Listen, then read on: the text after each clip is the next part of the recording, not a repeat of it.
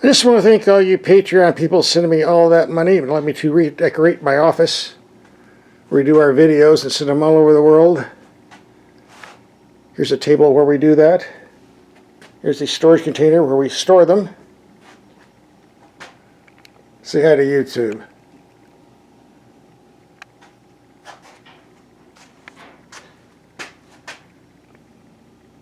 That's my driving assistant. We're spending that money wisely. Send us more. If you don't, you're going to end up like this guy. I see Lexus is sending us another vehicle to drive. Let's see which model it is this time.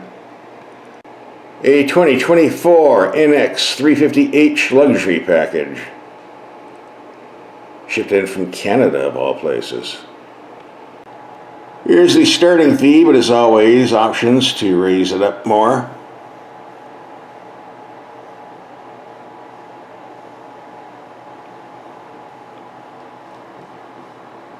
Whoa! And here's what the options are. And some of these options are kind of pricey. $1,300 for the larger alloy wheels, $1,000 for the triple beam LED headlights. Then we go down to $140 for a cargo mat. Come on, you're spending all this money, they're actually going to charge you for a cargo mat? Come on, guys. If they didn't charge you for the delivery sticker, there is hope. Well, how much for their premium paint? Wow, $850 for orange metallic paint. In all fairness, we do get an awful lot of vehicle on the base price. As we can see here.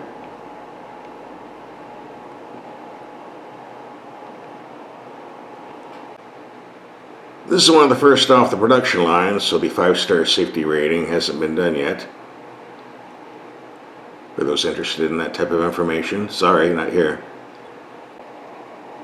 But here's what we're buying: a luxury vehicle that's supposed to get 41 mpg in the city and 37 on the highway and 39 overall. We'll be taking this out in the real world and see if these numbers are really true. That's what you're here for, right? So here it is, a nice looking rig, I think. Of course, this bright metallic orange paint certainly adds to the appearance. It should for what they're charging, right? And basically all of the Lexus crossover SUVs look alike. Same grille, same basic shape. Difference is just some are bigger than the others, because some cost more than the others. That's it. At least that's the only way I can tell. Unless you get up close and read the emblems. There are 3 things we do when we get a vehicle. First, we take the headlights out in the dark and see how they perform. We already did a headlight test and night drive video. It's posted on YouTube if you didn't see it. We have a link for that here so you don't miss it. We'll see if these triple beams are worth the money. $1,000 a set. The second thing we do, check and see what brand of tires we're getting, because a lot of manufacturers are putting cheap tires from third world countries I won't mention. But here we got Bridgestone's, a nice Japanese brand, so that's okay. And we also check to see if there's a spare tire. I already looked under there. There is not. That's why I have the tire repair kit in my big box here. But other NX models might have a spare. You never know till you look. Just usually they don't on hybrids because the batteries take up all the room under there. In the NX series, you have 4 choices, starting with NX 250, which has a 2.5 liter, putting out 203 horsepower. Fuel economy rated at 26 to 33 mpg. They'll start around $40,000. For 44 grand, you got the NX 350 with a 2.4 liter turbo, 275 horsepower. Then we have our test vehicle, the 350H, 2.5 liter hybrid, 240 horsepower, 239 horsepower, depending on what sheet you read. Starting at 45 grand, as you see, with all these options, the price went up just a bit. And if you want to get way over 60 grand, there's the NX 450H hybrid plug-in. That's a totally different video, totally different subject for another time. Lexus comes with very nice cabin designs and interior materials workmanship. Kind of hard to show this because we've got a lot of glare today because of the angle of the sun and the weather, but we'll give it our best shot. There's a lot of room in the glove box. I don't know if you take out that super thick owner's book, or should say books. I think there's like 1,100 pages in there last time I counted.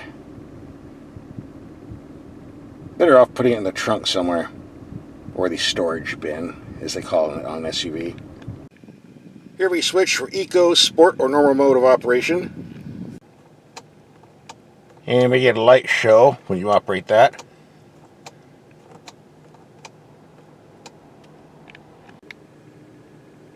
Here we get a large info screen. I think this is optional on the more deluxe models. I'll have to double check. I think the base NX250 has a smaller screen, but this is what we got now. Here's what it looks like when you put it in reverse.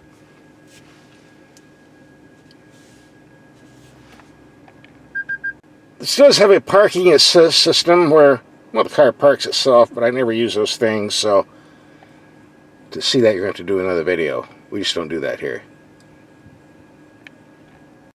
Here's the shifter setup.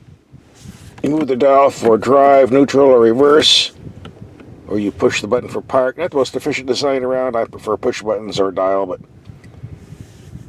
it'll do. If you want the heads-up display, there are a lot of things you can do on it.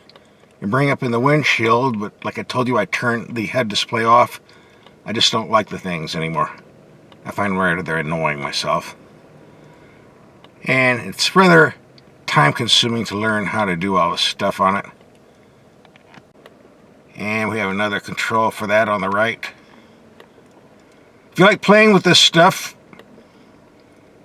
you'll be more than happy. You have a lot of so-called safety features, many of them very annoying. They can be turned off, but then a lot of times you turn the vehicle on and they come right back on. Your choice. And here is the heads-up display.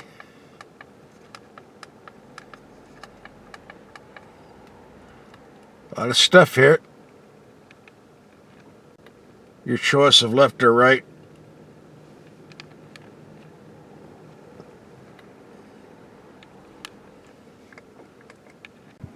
And we do have an EV only mode, which supposedly those of you drive an electric without the gasoline, but never seems to work on my hybrids. I don't seem to generate enough juice, but I probably wouldn't use it anyway. The heads-up display can be turned off if you know where to look. There. It's off. On.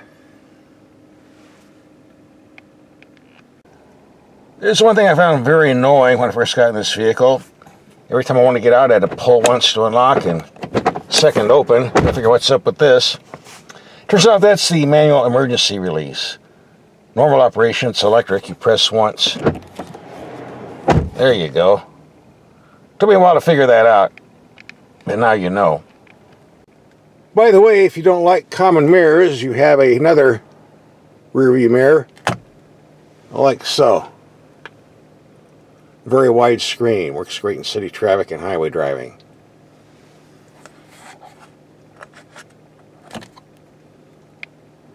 This is optional, of course. You don't get it for free. Lexus has some of the best electric power steering on the market. Feels hydraulic. In fact, they were one of the first manufacturers to introduce electric steering and make it feel hydraulic, something the Germans should copy and learn about, but still don't get it. Even though this 2-ton monster is only putting out 240 horsepower, it's got gobs of torque thanks to the electrics, and I never felt underpowered. It moves. Perfect brakes. I've driven about 40 miles in city traffic. Temperature runs in the daytime around 60 degrees, 70 degrees, and at night around 40s.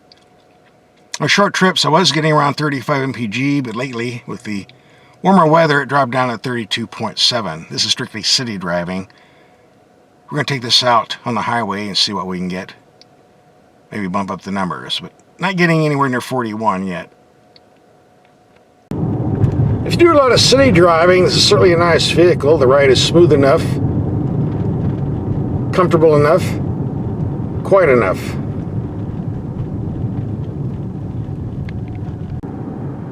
I did a lot of research trying to find the torque output of this engine electrical setup, and it doesn't seem to be listed anywhere, but I'm not complaining. There's definitely a lot of low-end grunt, so I guess that's all that really matters. I'm going to get on the freeway, take a short highway trip. The outside temperature is ideal for hybrid, 61 degrees. Doesn't get much better than that. And I'm going to keep my foot off the throttle so we can get at least a decent figure, I hope. So let's give it a go. By the way, this is a very nice highway cruiser for long trips. Very comfortable to drive. Just for the record, I did take a 120-mile highway trip in this vehicle, which I did not record on video, didn't have my camera at the time, and got 34 mpg at the 75 miles per hour, or slightly more speeds and a bit of passing. But here we're going a bit slower because of traffic, so I'm sure we're going to do a lot better. Plus I'm not passing anybody, although at the moment it'd be kind of hard to anyway. And speed-wise, we're going to be doing around 65 miles per hour. That will make a difference as well. And here we go with that famous glare we get on Lexus Toyota vehicles with the plastic cover.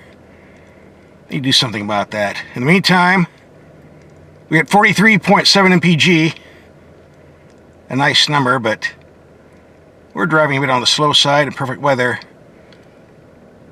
I don't think we're going to get that on a 75 mile per hour long highway trip. I certainly didn't, but this is the official number for expressway driving. So what's my take on this Lexus after a week of driving? As a rule, I don't care for hybrid vehicles for lists of reasons I won't say here, but if you're going to get a hybrid, you can't beat Lexus or Toyota products. They're extremely reliable, and that's what you want, right? Especially for these prices. Highly recommended if you want a hybrid system.